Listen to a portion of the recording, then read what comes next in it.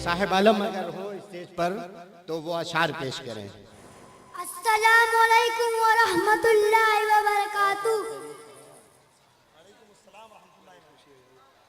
कीचड़ में हाथ डालोगे, कीचड़ में हाथ डालोगे, अरे कीचड़ में हाथ डालोगे तो धोना पड़ेगा, कीचड़ में हाथ डालोगे तो धोना पड़ेगा, और हिदायत पब्लिक स्कूल छोड़ के जाओगे तो रोना पड़ेगा।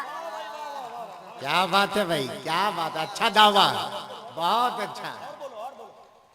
जमी मैली नहीं होती, जमी मैली नहीं होती, जमी मैली नहीं होती, चमन मैला नहीं होता, मोहम्मद के गुलामों का कफन मैला नहीं होता। बहुत अच्छा भाई, क्या बात है, क्या बात। सफेद सफेद साड़ी पर होती है काली काली कढ़ाई, सफेद सफेद साड़ी पर होती है काली काली कढ़ाई, और हिदायत पब्लिक स्कूल में होती है अच्छी से अच्छी पढ़ाई। क्या बात।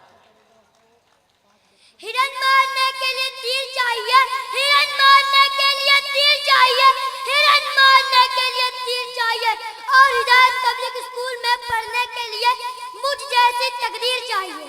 क्या बात है भाई, क्या बात। हो गया।